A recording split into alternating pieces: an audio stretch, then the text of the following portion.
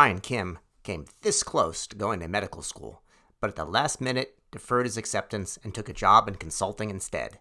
He's made the rest of his career in the business of healthcare, from health plans to biotech to the early days of internet health, and then on to claims processing. As CEO of HighRoads for the past 6 years, Brian is helping health plans exit the spreadsheet era and attain the ability to create, sell, and manage a myriad of insurance offerings.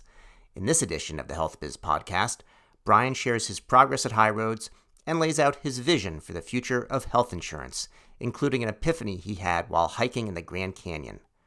Brian is the third guest who's recommended the book The Hard Thing About Hard Things by Ben Horowitz, so I finally checked it out from the library.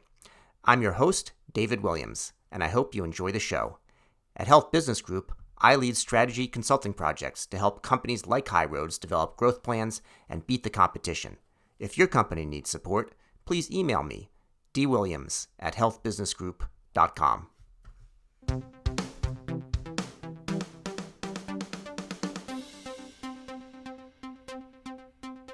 Hey, Brian Kim, it's great to have you on the Health Biz podcast today. How's it going? It's going great, and thanks for having me on. Really appreciate it, and looking forward to chatting with you. It's always fun.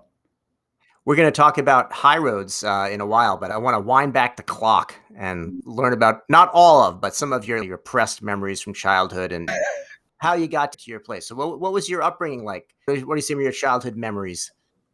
Well, other than constantly fighting with my younger brother, as siblings tend to do, no, it's sort of related to this. So I grew up in the Midwest, primarily Ohio, Wisconsin. Graduated high school in Wisconsin, and my father was a physician. He was an anesthesiologist and spent a lot of time around medicine and really not around the business of medicine, other than, perversely, I actually have memories of helping him fill out HCFA 1500s by hand on a typewriter, just utter misery. But that was an early introduction. And at that point, of course, the 18, 19, because I helped him through in college too, year-old me said, I will never work in the business of healthcare. Yeah, famous last words. Exactly. So I know I have two brothers, and we used to, I don't know if we used to fight, but we used to tussle a fair amount. Now, are you friendly with your brother today? Oh, yeah, no, absolutely. And we definitely got too old to tussle with. He went off and he was a varsity wrestler at West Point. Yeah, that tussling stopped pretty quickly. Yeah, no, that's fair. Well, my brothers are wrestlers, but they're identical twins, so they were in the same weight class. And so they used to actually wrestle all the time at home. But if they'd be in a tournament, if they would actually make it to the finals, they would flip a coin because they wouldn't wrestle or do anything in front of anybody because they were very tight as identical twins. That's awesome. But I'll tell you, if anybody picked on me, they had 3 enemies. So that's hugely important. They were tough. Yeah, it's great to have the sibling relationship. So what'd you study in school? Yeah, my undergrad, well, ironically, I went to college believing I was going to go into medicine, that I was going to be a doctor. I ended up studying biomedical engineering, and I looked pretty hard at MD, PhD programs in biomechanical locomotion and force sensation, thinking about robotics, telerobotic systems, that type of thing, and actually was into medical school, had that plan. And it was something like April or late March of my senior year of college. And I had all these friends who were going off into consulting, investment banking, whatever.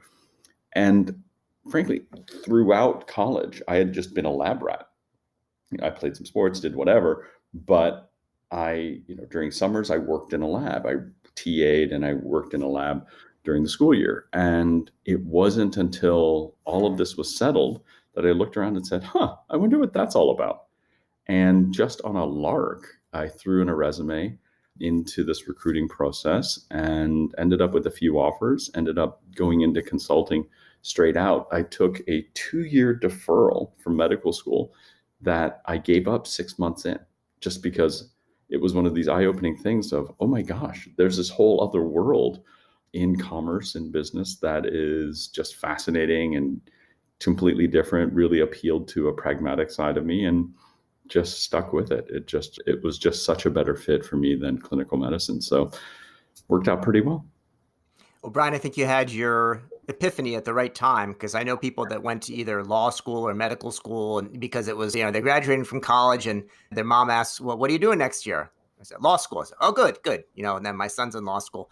And then it's only after running up a pretty big debt and doing it for a few years, you realize I'm miserable. I hate this. And then doing something else. So better to do it the way you did it. Yeah, definitely better earlier than not. At the same time, I think if I had gone to medical school, I might have fulfilled that. What do you call the person who graduated last in their medical school class? Doctor. Well, Yeah. yeah. There's a lot of people, I think, tied for last. I think it's like aspiration. I think you would have done better, but we'll never know. Go We will back to never medical know. school. Yeah. All right. So you did some consulting, but you didn't stick with that because you actually poked your nose into the insurance world pretty early on. Yeah, it was so I had done a stint in consulting, and I knew that I wanted to do something that was not consulting. I actually wanted to, own the outcome, so to speak, right? And not to say that some consultants can't be fully bought in, and you, David, get much more bought in with clients than most, and will sit on boards and do all of that and work with folks. But the model that I had seen a lot of was very much do the project, move on, that type of thing. And so I knew I wanted a bit more, a bit more commitment, more like the pig to breakfast than the chicken. So with that in mind, I ended up being more interested in healthcare versus technology because I had straddled both, and was more interested in the more sort of health business related aspects of it. And so Mass Blue ended up being a great situation because at the time it was with the corporate venture capital unit, sort of the predecessor to Zaffer at Blue Cross of Massachusetts, which was called New Health Ventures at the time.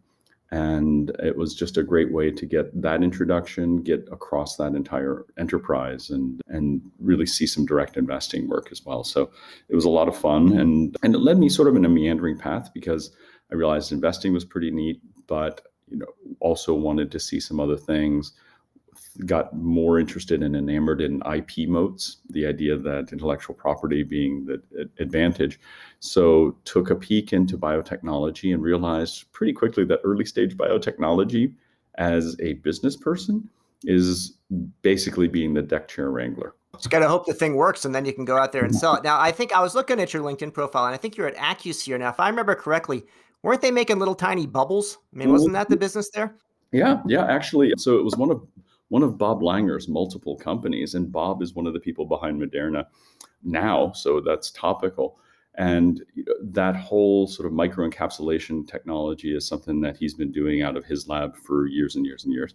And it's been, in his case, mostly polymer based, but then now we're talking about lipid vesicles for the mRNA vaccines. But it's pretty neat. It's pretty neat technology and absolutely critical for delivery. So it was really neat stuff. But from my perspective, again, really interested in the operational side, interested in making things happen. So ended up going to Navimedics, Navinet, what it's called now, as part of Nant Health, very early. It had just been founded in 98. I joined in 99. And, it was one of these, healthcare, internet healthcare play. Yeah, you remember the late 90s. It was. I do remember. Yeah, we're going to be there for a year and a half. It'll flip and we'll be on to the next thing. So 6.5 years later, I went off, started my own company with some partners, did that for a little while, straight into the joy of the financial bubble, the Great Recession. Yeah. Tough to raise a Series A in that environment. So ended up working with your friend of mine, John Driscoll, at Medco Health for a while. And I think that's Brian. I think that's where we met up. And I think along with Joe Marabito at the time as well. Yeah, that's right. Absolutely. So it's and definitely serendipitous. I definitely appreciated being in touch with you and getting your help and advice throughout. And so most recently was at a company called ICA Systems, which was a Medicare Advantage focused core admin system. So for health plans, the actual claims adjudication, claims processing, billing, that sort of thing. So it's funny because you look at, I'm reminded of Steve Jobs's commencement address at Stanford back when he talked about how careers always look like this logical progression only in hindsight.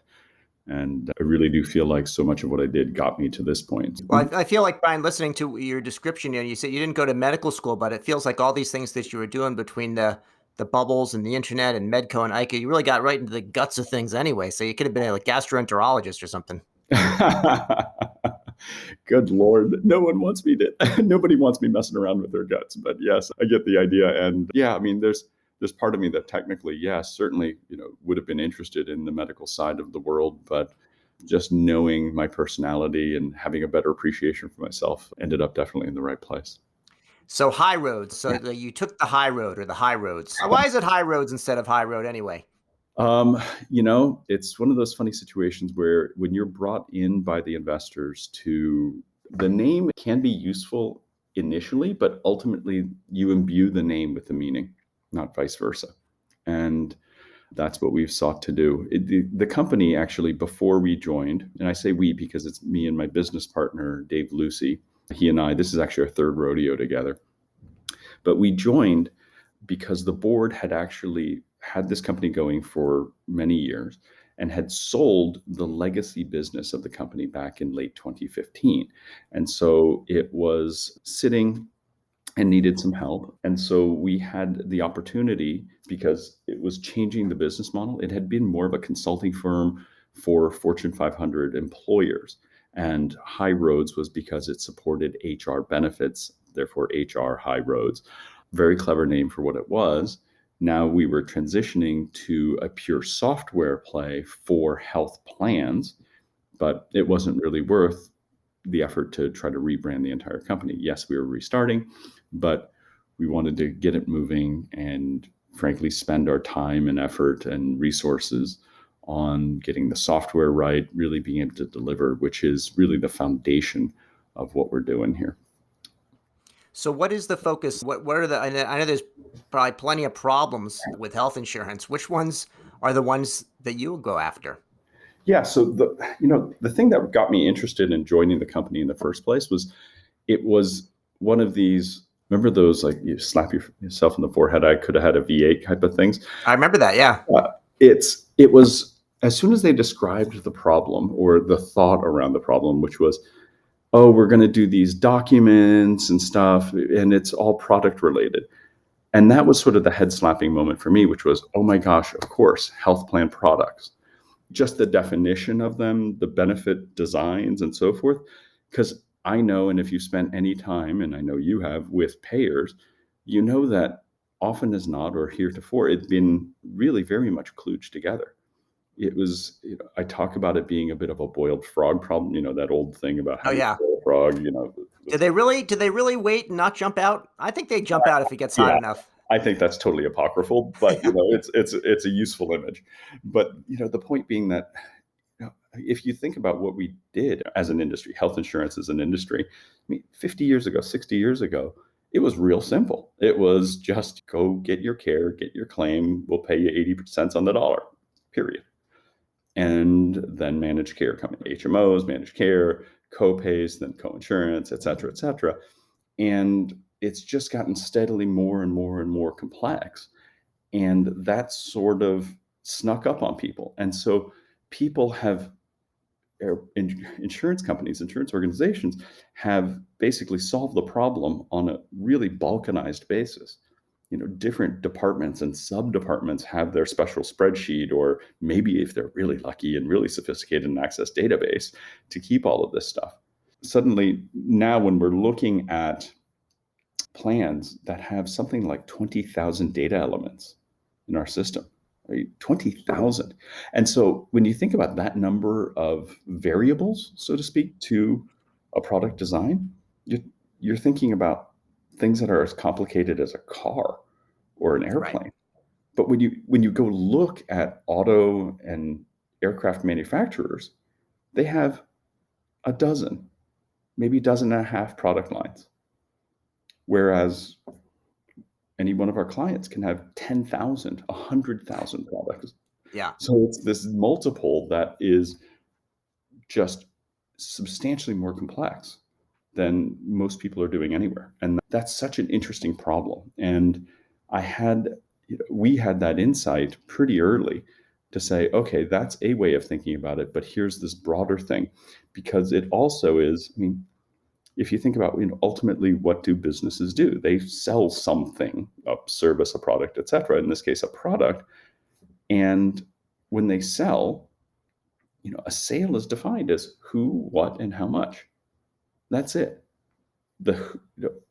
How they define the what that they were selling a bunch of spreadsheets across the organization, that's insanity. Yeah, and you're not Foundation. exaggerating. I mean, when you talk about the spreadsheets, I've seen some of these things, and I guess if you have 20,000 elements, you may actually run out of lines on your, rows on your spreadsheet if you, especially if you use it in an older version. And they really do this and like email a spreadsheet around from one department or say sub department to another. It's true. Yeah. Oh, I mean, I remember first spreadsheet I saw from a client because they wanted us, a potential client at the time who wanted us to do a proof of concept. It was the first time that the initial, it was 8 tabs, and the first tab went from column A to column CNJ. I had never seen anybody go out that far. And of course, within those columns were references. Certain columns would just refer to the other tabs. And so it's that type of insanity. So the point is, if we can get some control over that, if we can create a single source of truth, if we can support that truth across multiple processes across the organization and really be focused on that point. Because again, I think that's foundational. And yeah, can you apply this to other situations? Sure, absolutely. But I think first and foremost, because this is so foundational, it you sort of need to understand all the permutations, all the knock-on effects associated with it, and support those, because that leads to these fundamental improvements in the administrative expense, the efficiency in processing that we're seeing. So one of our clients, a single state blue, is they are talking about their program, working with us as the cornerstone of this program, but their program, they call it product to payment. I mean, you can't define the life cycle more completely. So I know nobody actually likes these big spreadsheets, and CNJ, that's a big one. I don't even know how you go out that far. You got to get a lot of memory to be able to handle that. But it's one thing to have that and then make incremental changes to it. It's another thing to kind of drop it and give that spreadsheet up, even if it hasn't been working out that well. So how do you go from a situation with all these spreadsheets that people are controlling themselves, into a more rational environment? What's the transition like? Well, the transition can be substantial. I mean, on one hand, there's a data, I mean, the transition happens in multiple places. And this is actually where we, as a company, HighRoads, hang our hat in terms of what we think is the big difference. The capability itself in terms of getting all the data in one place and stuff like versioning and audit trails and being able to support custom product development for a large group that might be coming in, that's not rocket science, but it's necessary, and it's necessary to do well, which is what we do. But the bigger thing is that transition, is that implementation of getting that right, and not seeing, because it's super common in health plan IT projects to see projects go months, if not years over. I mean, look at like Blue Cross of North Carolina. I think they're still implementing facets after starting in 2011. Yeah, go for it. So that type of thing is endemic in this industry, and that thing is specifically what we thought we could do better. And we have. I'm really gratified to say that we've done our implementations on average between 4 to 6 months initially, and just worked through and then done next phases and so forth. But we have had repeated, consistent success doing it.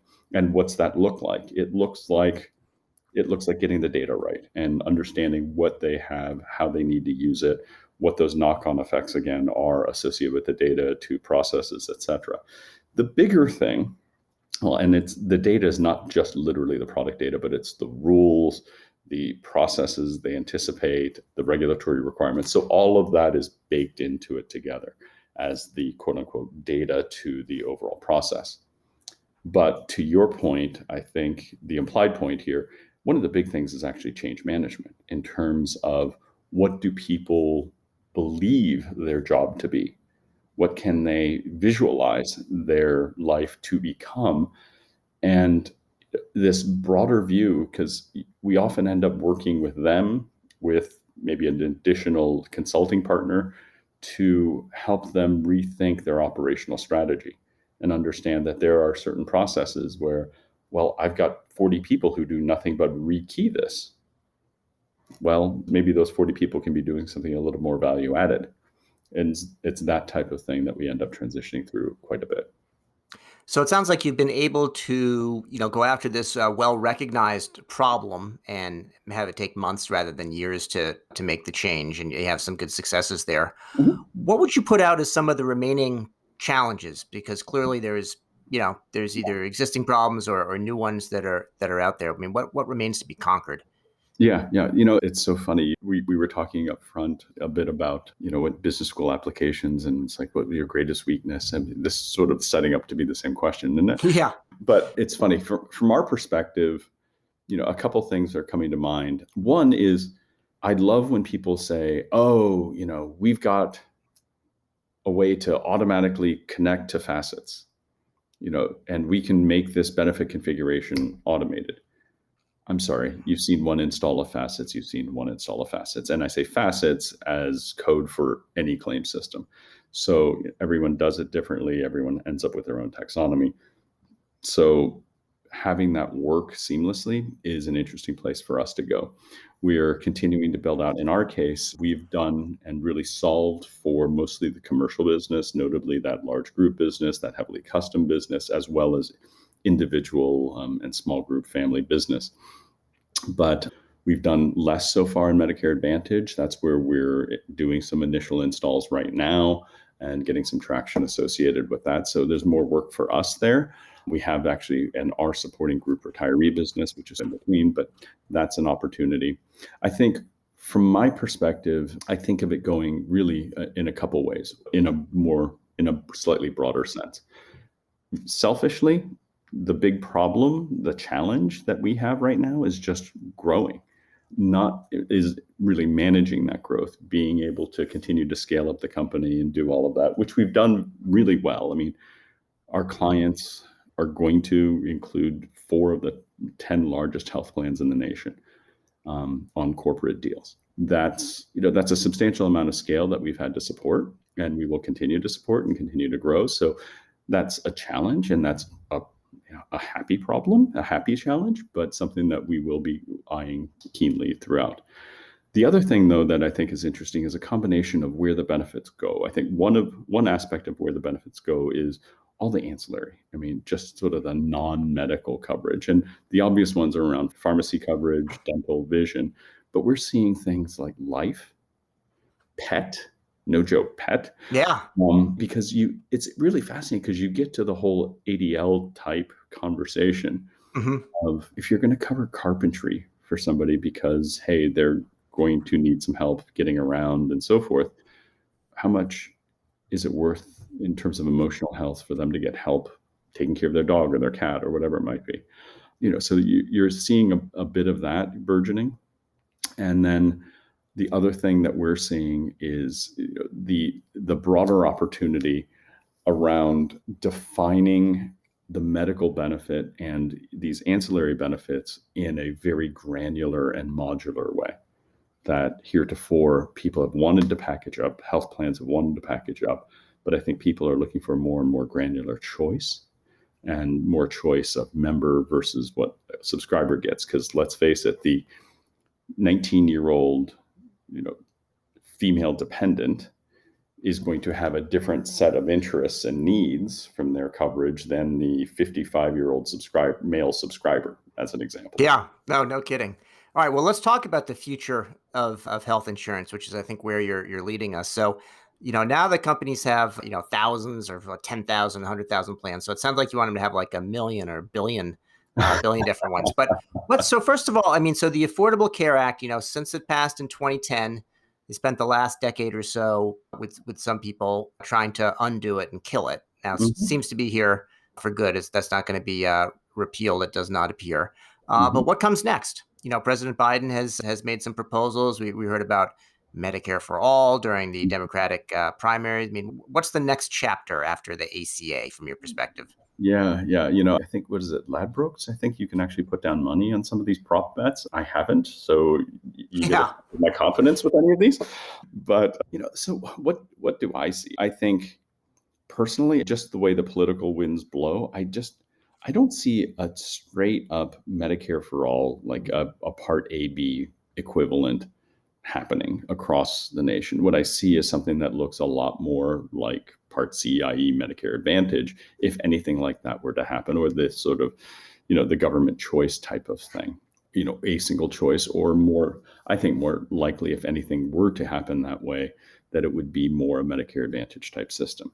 Now, I still think the political ability to do that, wholly depends on the chambers of the Congress and seeing what that mix is going to look like. So do I see a ton of activity happening there? I can't really imagine it in the next 5-10 years, really.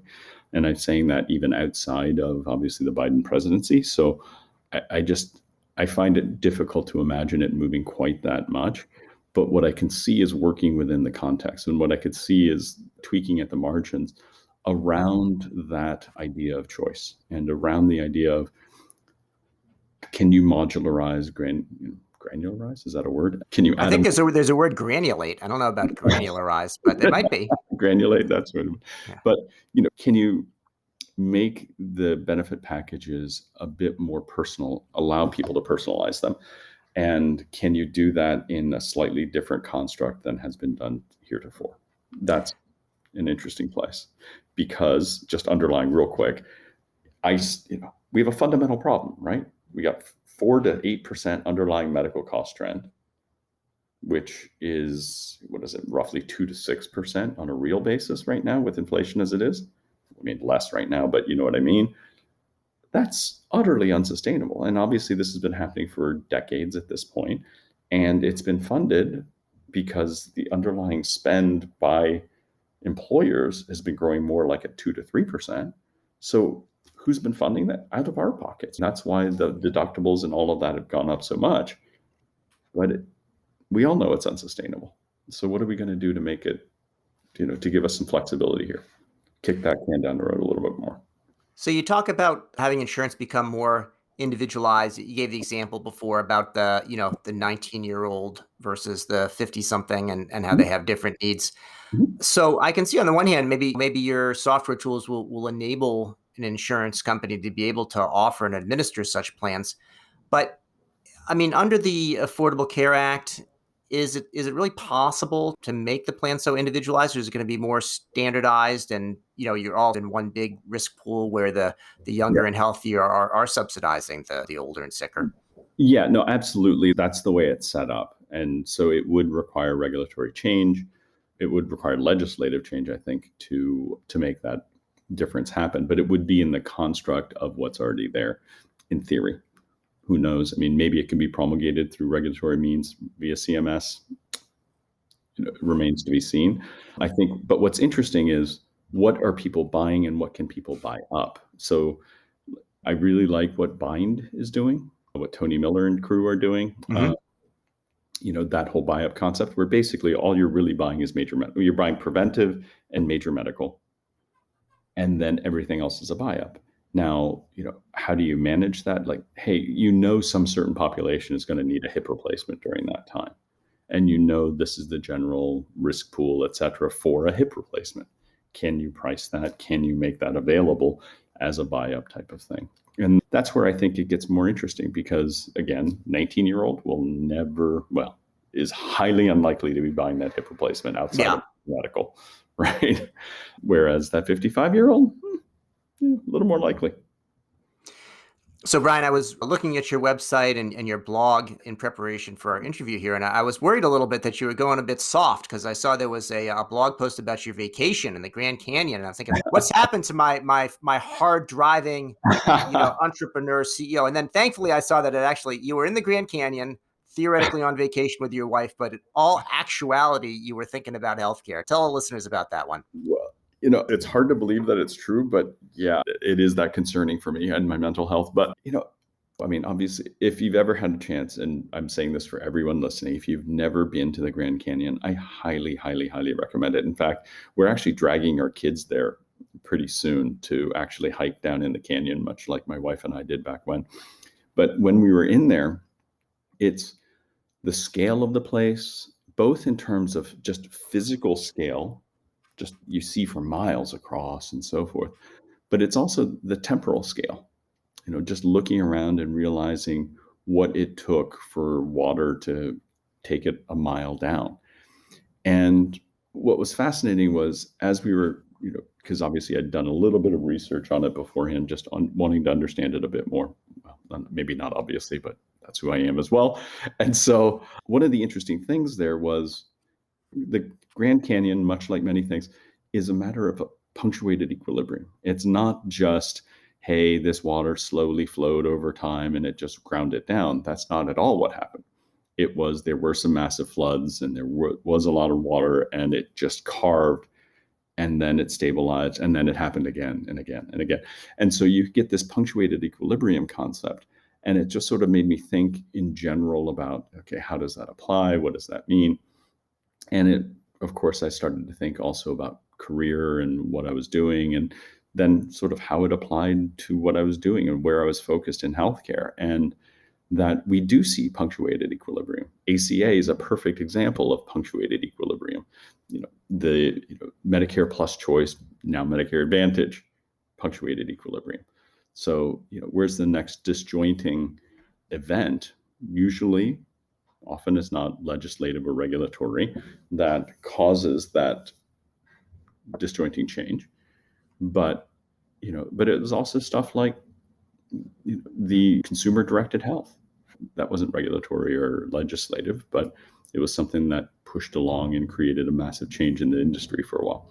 It's those types of things that I think is going to be constant, but it's not constant in the way of, hey, it's just constantly running water. It's constant in that it's going to happen. You can't necessarily know when sometimes. And the lead time that we see in terms of industry impact is maybe measured in a year, 2, 3, but it does happen and you can see it coming. And, the constant is that it will happen. Got it. Listen, I don't know if your wife counted that as a vacation or not, but you might have to take her somewhere else. Let her in on all the thought process. No, of course not. Of course not. Good. So, Brian, final question. Have you had a chance for some reading? Is there anything that you would recommend? Yeah. I sort of classify my reading into 2 major buckets. I mean, I'm thinking books outside of, daily news, that kind of thing. One is just, I think about sort of professional growth type stuff. And I've been finally getting to Doris Kearns Goodwin's book on leadership, really through biography. Mm-hmm. That's been biographies are always fascinating from that perspective. And I've really enjoyed that, as well as I always come back and end up rereading Ben Horowitz's book, The Hard Thing About Hard Things. Yeah, just reading that now. That's a popular one among our guests. We had a couple of guests recommended. I finally actually went out to the library and picked it up, and I showed my son that it had a Kanye West quote to begin with, and he didn't but I was BSing him, and I was not. Yeah, no, it's funny because I read most of those chapters when he actually wrote them in his blog back then. Right. But it's useful reminders. I find that for folks who are working early stage opportunities, it's honestly, the thing that I find the most useful is to know that others have dealt with exactly the same thing. Yeah.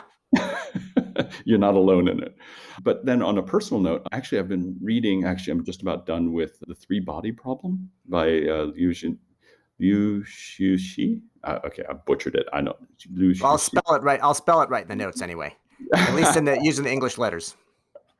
But that's actually it's a bit scientifically dense read because there's some concepts there that are, get a little bit deep into physics and math, sort of where they converge, so you can see how deep it goes. But actually, the thing that was really neat for me in reading this is because it's a Chinese author, it's understanding the cultural imprint that the Cultural Revolution has on even modern day China, and how big a deal that continues to be as part of the cultural identity.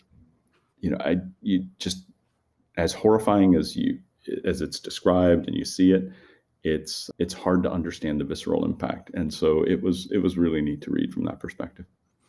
Excellent. Well, Brian Kim, President and CEO of HighRoads, thanks for joining me today on the Health Biz Podcast. David, a pleasure. Thanks for having me on. You've been listening to the Health Biz Podcast with me, David Williams, President of Health Business Group. I conduct in-depth interviews with leaders in healthcare business and policy. If you like what you hear, go ahead and subscribe on your favorite service. While you're at it, go ahead and subscribe on your second and third favorite services as well. There's more good stuff to come, and you won't want to miss an episode. If your organization is seeking strategy consulting services in healthcare, check out our website, healthbusinessgroup.com.